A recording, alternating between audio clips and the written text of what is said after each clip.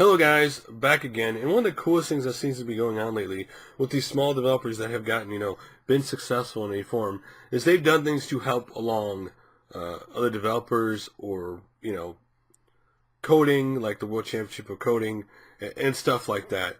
In this case, we're going to talk about the Behemoth, which is a studio known for Castle Crashers.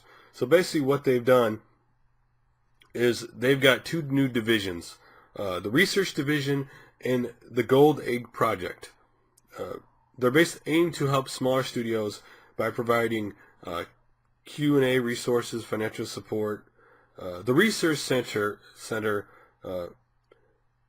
offers the Behemoth's user experience and QA teams to a limited number of outside studios at a time. So far, the Research Center has helped out such as Supergiant Games on Transistor and Bastion on the iOS. Cabrella Games on Super Time Force, Alien Trap on Apollonian. So they've helped some developers already, and it's always cool when guys who are in the industry help other people out, right? Especially indie developers. When you want to help another guy out, who's starting or because one of the worst things that happens with Kickstarters or you hear about indie game development that you're interested in is they start making the game and they're all into it and they do the thing and they want to do it, but then when they start developing it, they run into roadblocks and they don't know what to do, and then the game never comes out because they don't know what to do. In this case, it's always cool that someone's there to help somebody out. Now, the other one is the Golden Egg Project.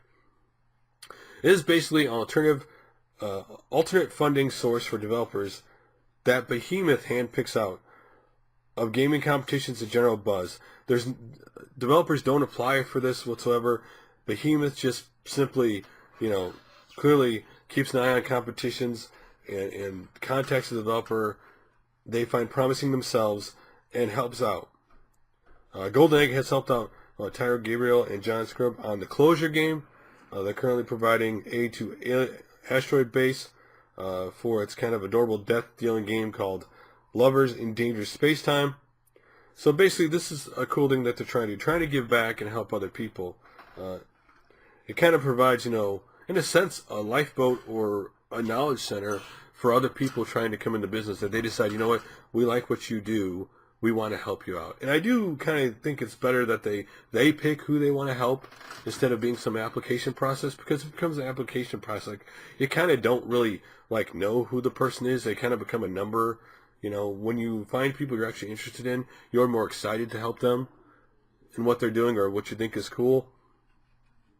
And again, there are no strings attached to the stuff that they do, and it is cool that a developer who's made a game and done well with it is going out there to help other developers make their games, get their funding and other stuff that they need.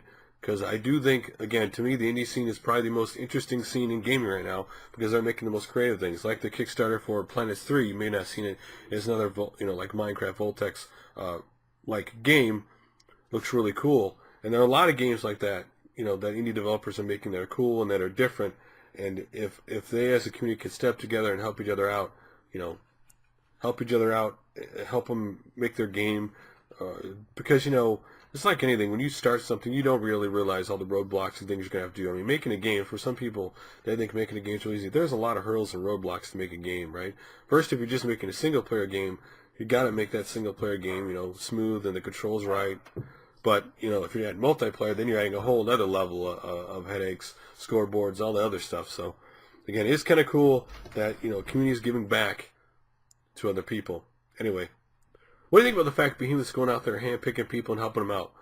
Whether it be with their knowledge, their Q&A, or funding itself. Do you wish more developers did this? I know some people are going to say, well, why don't the big developers do it? And honestly, they could do it, but the problem is, I think, with big developers doing it, is they're going to teach them how to do it like a big development studio, which there's always knowledge to be gained, right? In any field you go into, there's always people with knowledge that you can pick their brain and learn stuff from. But